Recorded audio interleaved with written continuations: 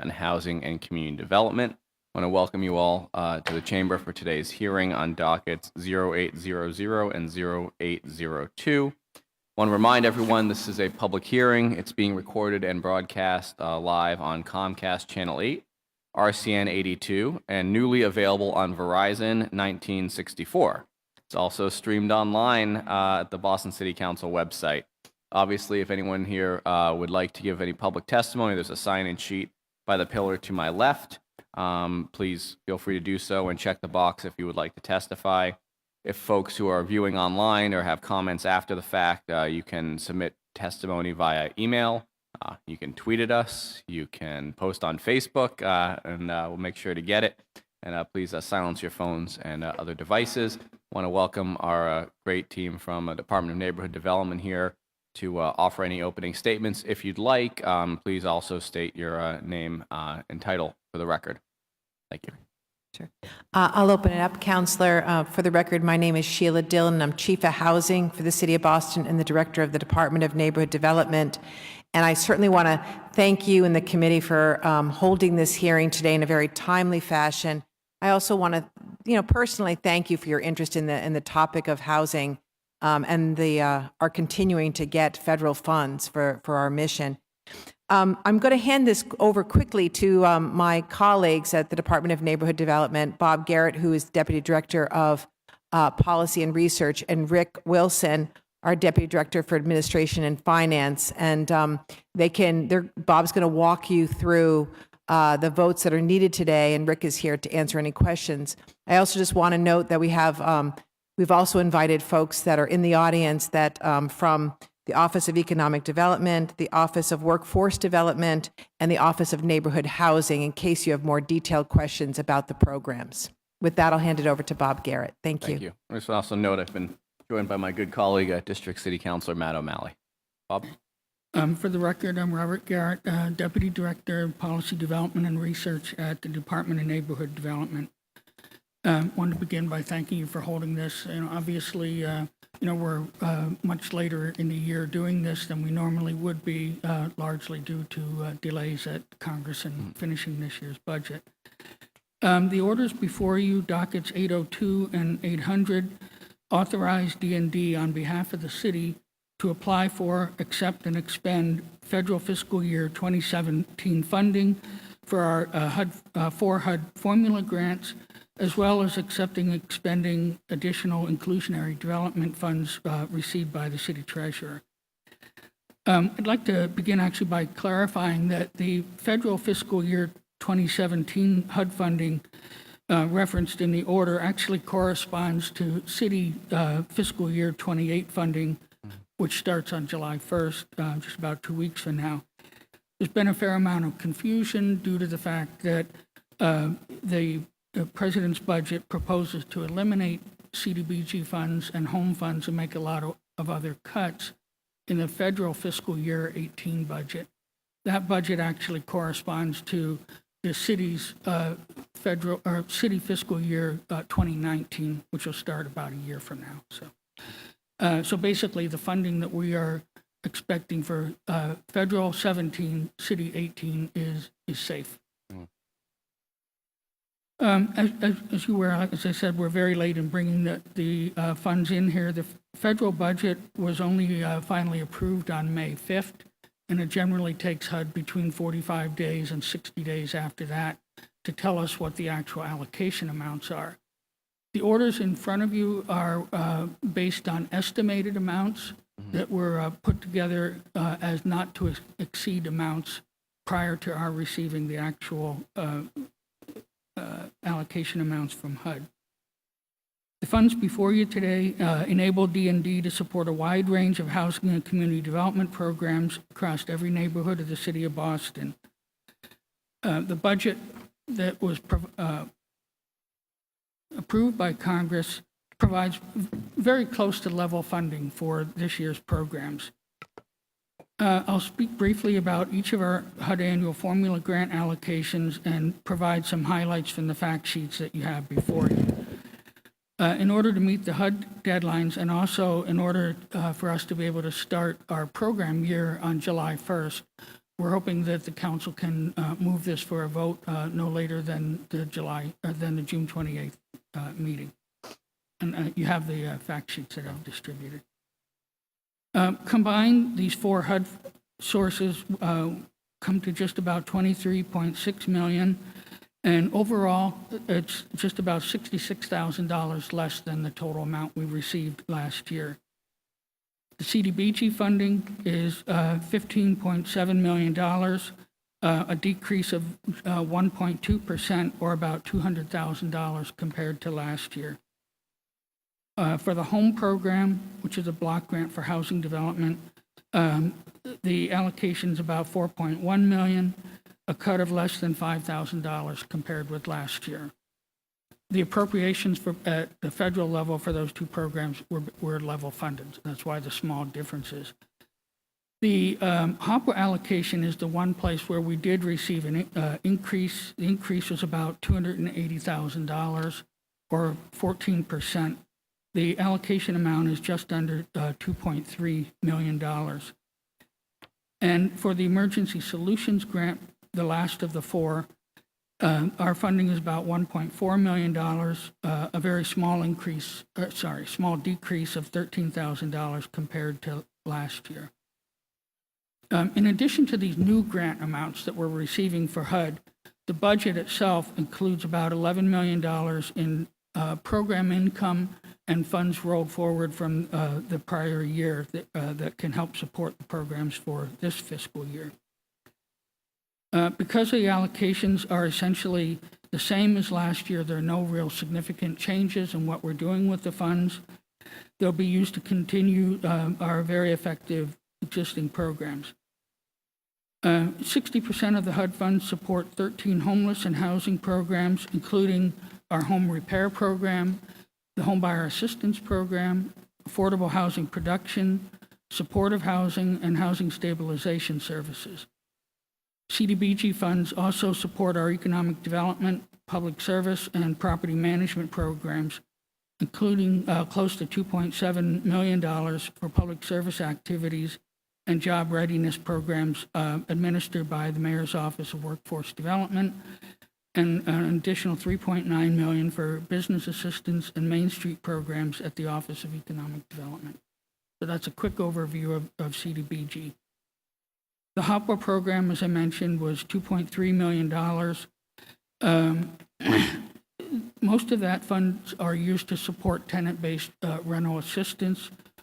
How to allocate this small increase would be decided after we receive the proposals back, after we issue the request for proposals.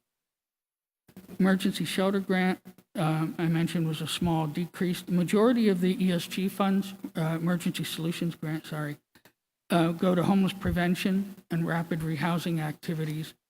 The remainder is spent on street outreach and emergency shelter.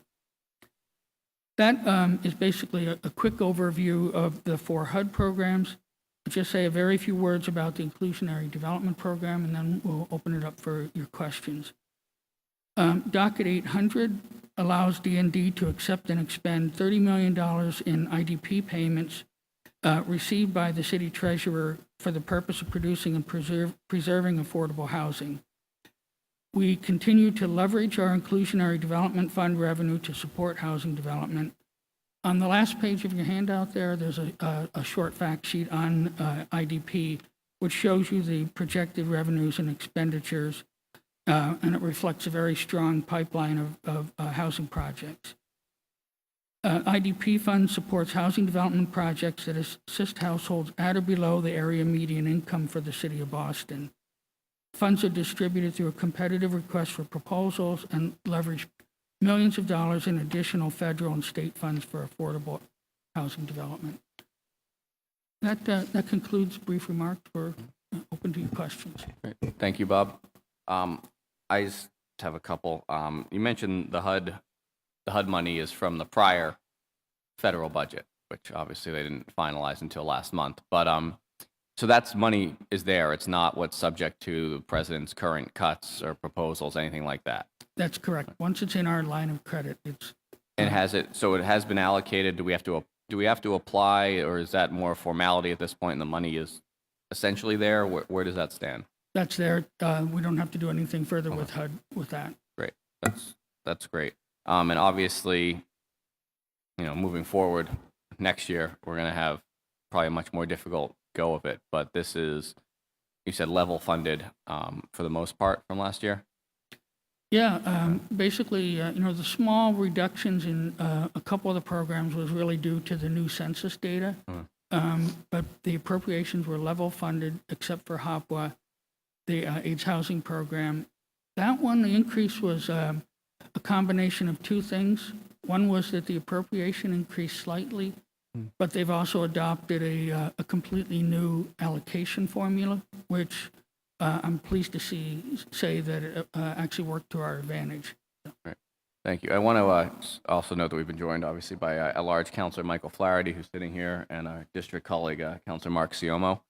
Welcome them. And now, moving on to the IDP money. That's $30 million. That's great. That's obviously money that's there and is to be transferred.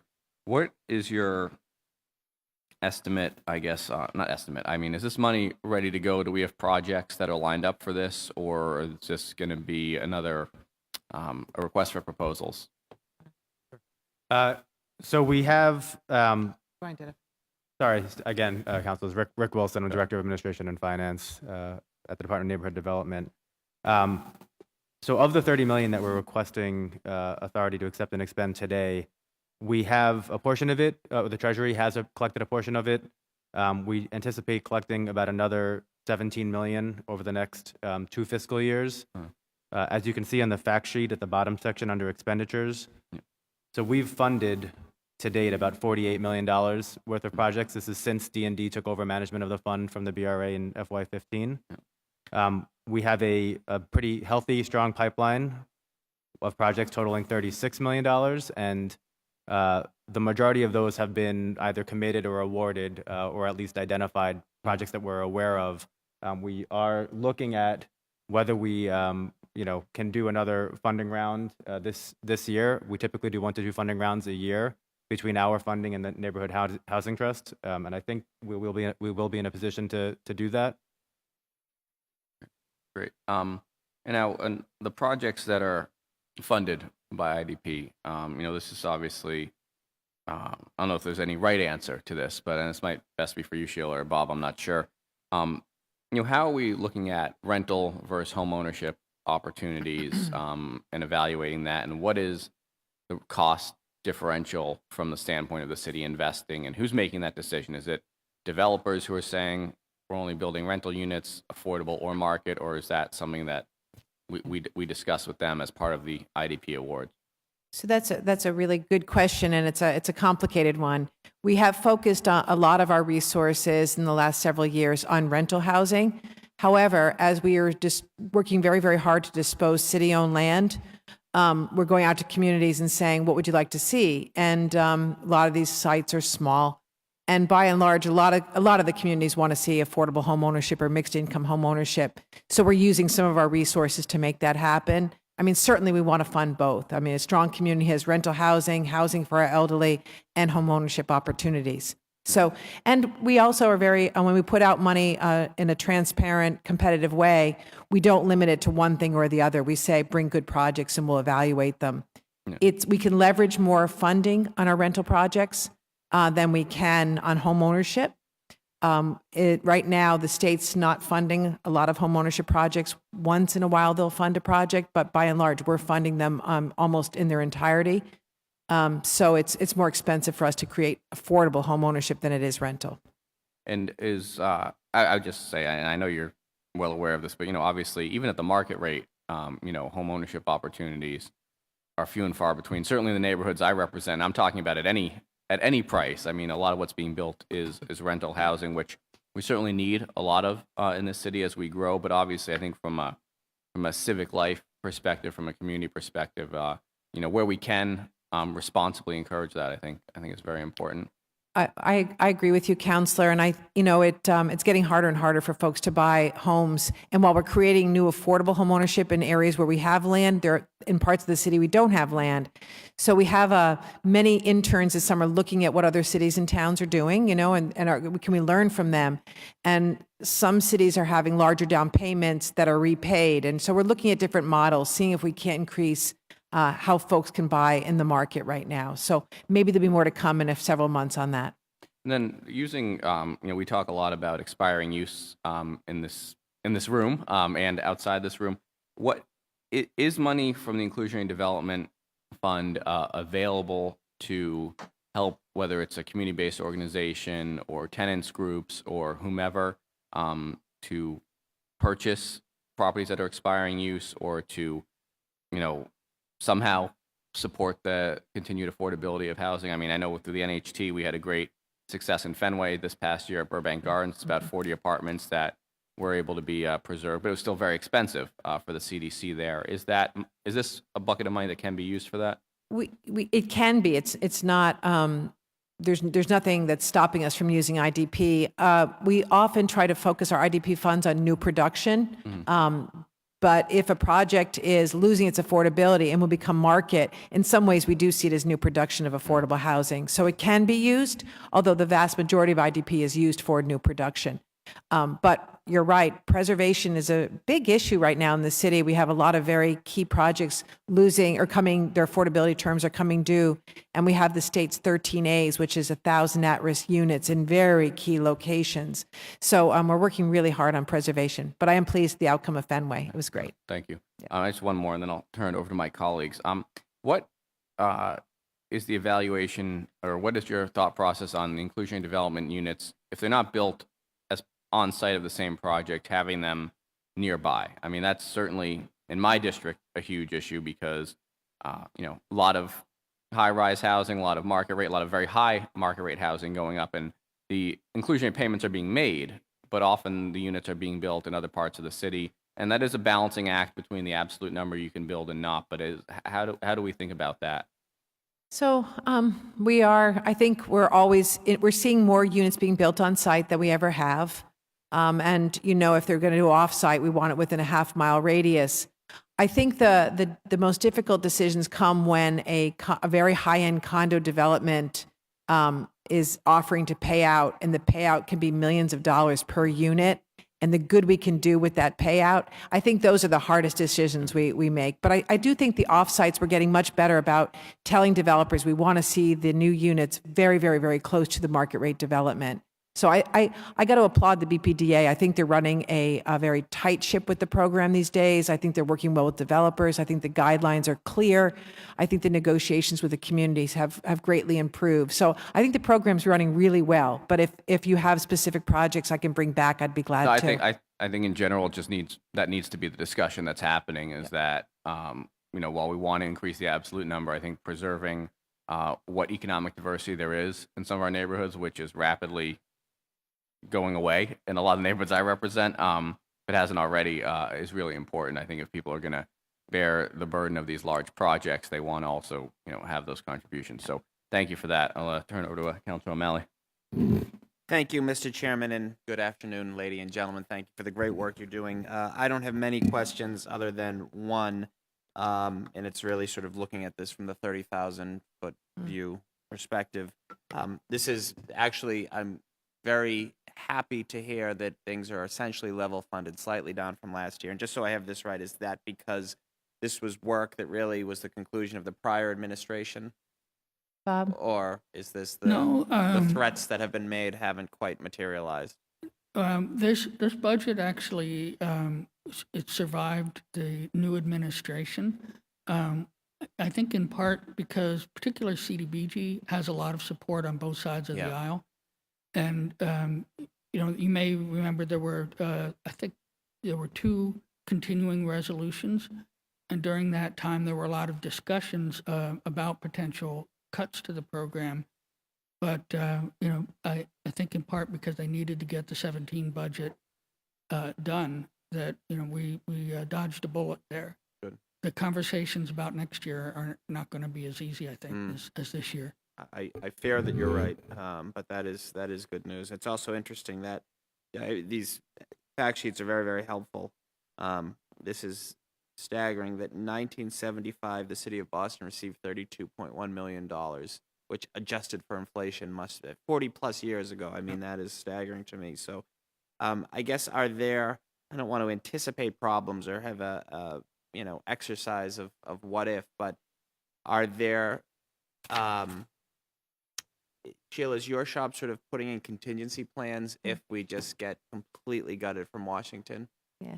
I don't know if we've been able to bring ourselves to do the complete gut, Yeah. but we are looking at what would happen with a 10% cut, what would happen with the 15, what would happen with the 20, what programs are essential for our elders, et cetera, and our most vulnerable. So we're starting to look at contingency plans, but we haven't looked at a complete zeroing out. No, I appreciate that, and you've always been terrific in sort of playing chess when others are playing checkers. So I know we're in good hands, and obviously my colleagues and I stand ready, willing, and able to support you as we sort of navigate this very difficult terrain. So thank you. Obviously, I support this, and we'll be voting in favor of it as soon as we do. Thank you all for your time. Thank you. Mr. Chairman. Thank you, Counselor. Counselor Flaherty? Thank you, Mr. Chairman. Just curious to get a sense, because we really didn't get, when I take the citywide perspective on it, we didn't really hear any specific projects or any specific neighborhoods. So I'm just curious as to where are most of the funds coming from, the IDP funds. So we can get you I don't know if we have, but we have very good records, so we can get you within 24 hours, Counselor, who's been paying into the fund, what projects, and the pipeline that we're underwriting. Like Rick mentioned, some of the funds we haven't put out in the street yet, so some of them are not tied to a specific project, but we can get you all that detail. That'd be great. Yeah, I'd like to see where the money's coming from, and then obviously where most of the money is being spent. You mentioned sort of a half a mile buffer is sort of what you're looking at if someone opts out, making sure that if they're opting in, that the quality of the unit is consistent with the rest of the building, making sure that there's parking availability. Oftentimes you hear that they get the unit next to the vent shaft or the unit above the dumpster or a unit next to the elevator shaft, and it doesn't come with parking, and they don't get the hardwood floors, they get the Formica and linoleum. So want to make sure that the units that are on site are consistent with the other units. Also curious, when you look at the numbers, the calls I get the most are that people are making just a little too much money to qualify under the AMI, but not enough to live in the city. And we have a lot of retirees that work their whole life. They're on a fixed income and or maybe in a widow or widower situation. Any flexibility through this program to consider expanding or widening the net around the AMI to kind of capture the people again? It's the people that are just making just a little too much to kind of get in the game with you guys, but not enough to be able to stay in the city. That's sort of that middle income bracket, our seniors, our fixed income folks that are really being taxed through unprecedented economic growth and all this development we're seeing in a city. I think that segment is really being crushed, and we don't have a lot of answers for them. So I know that the provisions around AMI and the percentages are sort of set statutorily. I just didn't know whether or not there's flexibility from your perspective if we could revisit maybe expanding them a little bit to capture that demographic that's being displaced in pretty significant numbers across all of our neighborhoods. So right now, the inclusionary development on the rental, it's affordable up to 70% AMI, and homeownership at 100% AMI. And I should know the 100% AMI. Bob, do you have that off the top of your head? It's 103,000. 103,000. So That's that for 103 for a family of four. What's that for like a widow? I don't have that. we might have to get that for you. Yeah. I'm just looking at, there's a demographic in our city. It's a retired firefighter, it's a retired police officer, it's a retired school teacher, a retired city employee. You may have two incomes, they're fixed, or you may have someone that recently lost a spouse. They're overhoused. They've got the knock on the door that the home that they've lived in their entire life is being sold, and they're being afforded a small opportunity to stay in the home for 3-6 months, maybe up to a year, but then they have to go. But they're making just a little too much money through their pension and other benefits that they receive to qualify, but not enough to be able to compete and get a rental unit and or The any adjustment unaffordable. for a family of one is 70% of that, so it's roughly, be like about 71,000. 31,000. Okay. We can get And you that's the on, exact, that's on the ownership part of it, and then on the rental side, that would be on the ownership part, right? what would the numbers be on the rental side? I'd have to get you that. It would be 70% of the 70% number, right? So the rental is 70% of AMI, and then the single family is 70% of that. 50,000. Be about grand. about 50,000. Okay, gotcha. And then just a question on the time frame for when the funds become available to when we see a shovel go in the ground and we see a ribbon cutting and a family's moving in. Do we have the capacity to sort of shorten that timeline at all? So Some we, of that frustration is a lot Me of the red too. tape and a lot of the Yeah. bureaucratic red tape on that. So how do Yeah. we kind of expedite that to so get the, that money working faster? I share your frustration, and so if we are going to leverage, if we're going to take our CDBG or our home or our IDP funds and leverage a lot of additional funding, we have to go through competitive funding rounds, and that does slow things down. So we're trading speed for leveraging a lot of additional money.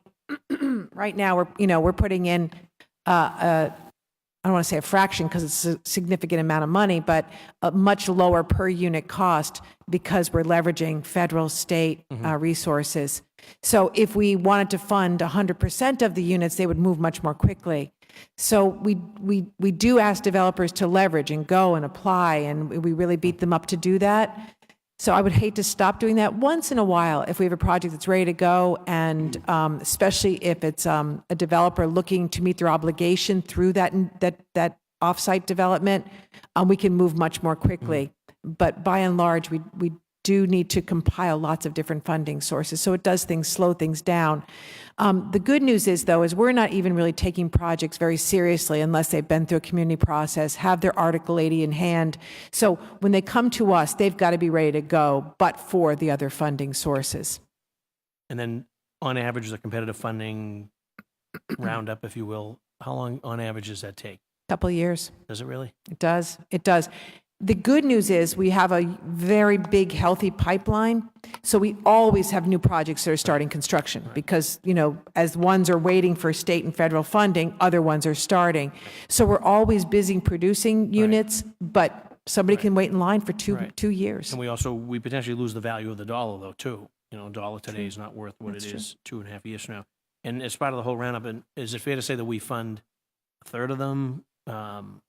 Half? What is that? You said there are some that we 100% fund? Yeah. On average, Oh, what are we contributing to the capital roundup? so on average, it's just a little over 60,000 a unit for a brand new unit. And if you figure that they're supporting very small amounts of debt, we're leveraging 3, 4, 5 times that. And that's the unit is whether it's a rental or it's a home ownership type of unit. Well, home ownership, you're actually able to use the sales price. So we're typically funding the difference between the development costs and what someone can support in a mortgage. So we're often the sole funder of home ownership programs, but the subsidy requirement is less. Gotcha.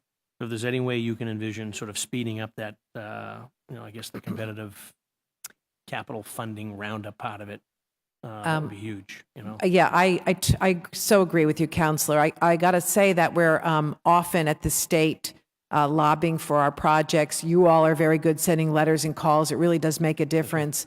So we are putting a lot of pressure on the state and the feds to fund the projects when we need to. We're doing our best. Well, thank you very much. I appreciate your efforts. Councilor O'Malley sort of touched on it. We're in uncertain times. Fake news aside, there's an opportunity here for people to really take a look at themselves, their own organizations, find out what's working, find out what's not working. For those that are running on all cylinders, they should have no worries. There's added value there, and there'll be support for those that have either outlived their usefulness or haven't been staying ahead of the times or haven't been creative. Those are the organizations that'll find themselves in a real precarious position if funding gets cut across the board, whether it's local, state, or national. So, but look forward to supporting this. If you could, through the chair, just get a list of sort of where all the funds are coming from and also where we've been spending the funds, just to. We'll get you. Yeah, for me, it's equity. I want to make sure that it's being fairly distributed across the city, and I speak as a citywide councilor, and I also know that I got to assume that there's some neighborhoods that have probably been contributing more than others. It's also the onus is on the BRA to sort of start to look in other neighborhoods for investment and to get more projects going, so that it's not one or two neighborhoods that are sort of bearing the burden of all that development, and that it needs to be fairly distributed across our city, as well as the benefits of that as well. So I appreciate your time and efforts, and we'll get that to continued you. good luck and success. Thank Thank you. you, Mr. Chairman. Thank you, Councilor Flaherty. Councilor Seoma? Thank you, Mr. Chairman. I just came to, again, praise the work that you all do, and happy to see that we're at least level funded for this fiscal year going forward. But I did want to echo some of the comments from the chairman about home ownership. Again, I think both he and I share similar demographics with student housing and such. And in any way we can be creative in providing more, even deed restricted. We had a great program over at Charles View just a couple of years ago, 20 deed restricted home ownership units. A couple of folks from the Alston Brighton community actually were winners of that lottery and couldn't be happier to stay in the community and to have an ownership stake in their unit, in the neighborhood, and building wealth. And I'm going to keep saying that over and over again. You know, it's so important that we give people as much as we can the opportunity to build wealth along the way, and not just pay the mortgages for wealthy developers along the way. So glad to see that you're level funded, totally supportive, and look forward to the vote tomorrow, Mr. Chairman. Thank you, Councilor. That does raise one more question that I have around deed restrictions. I know it was a year or two ago, Chief, that there was money available and D&D was purchasing deed restrictions or was looking at doing that in some areas around the city. Am I not remembering that correctly? I'm not aware of us purchasing Okay. deed restrictions. Is that something that would make sense moving forward? Is that there are neighborhoods that, as we see, are gentrifying, prices going up, to look at folks who have been long-term residents, both homeowners and renters, to see what feasibility there is with the landlords, or even in owner-occupied homes, as folks have the I think understandably, as prices go up, end up selling, and that sort of can trigger. Is that something that's been looked at? I think what you're maybe you're referring to is that we put out $7.5 million last year for organizations to buy occupied properties. Sure, I think And that- these occupied properties were not, they did not have deed restrictions on them, but they may have had the low or moderate income tenants. So the idea was that they would be acquired, we would put deed restrictions on them, and tenants would not be asked to leave. They would be able to stay. And we'd like to do more of that, funding And permitting. Was all that money, the 7.5? No, we've spent $3.5, $4 million, I think, and we've, how many units, Chris? 28 units.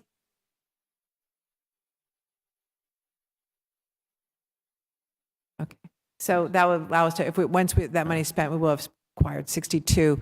Properties are expensive, so they're hard to find, but it's a good program. And is D&D owning those, or those third-party nonprofits? that are- Third-party nonprofits. So like Yep. CDCs, community. Okay. Yep, yep. We tried to get the for-profits interested in the program, but these properties are small and there wasn't great interest. Well, I think that seems like obviously one tool in the toolbox. We need to increase supply, but as far as neighborhood stability goes, I think that goes a long way, particularly on places that we're seeing that are changing rapidly. So I think Agreed. it's great. Did you? Well, I just wanted to say, and I know Chief Dillon is aware of the program through Harvard. Harvard's funding the purchasing of multifamilies, and turning them into condos, whatever, and then reselling them to owner occupants only. I don't know if there's enough data to say if it's successful or not, because I know there's a slight loss on every sale, but it seems like a good way to really entice more home ownership in the neighborhood. And if the cost is minimal, it might be worth it to scale it. I agree. I got briefed on that program, and Harvard is financing that program right now with the Alston Brighton CDC, and I'm pleasantly surprised it's working. It really is. People are buying the properties with the deed restrictions on them, and it is stabilizing. And you know Alston much better than I do, a piece of Alston, then another piece of Alston, they're having a hard time making the numbers work or getting the acquisitions. But it is a way to keep the student population down and restore some stability to the neighborhood. So I would like to see it replicated. Right, great. Thank you, Mr. Chairman. Thank you. Thank you all. I appreciate that. We will obviously act favorably on these dockets. We're going to now conclude the hearing on docket 0800 and 0802. Thank you for your time, expertise, and efforts on these issues.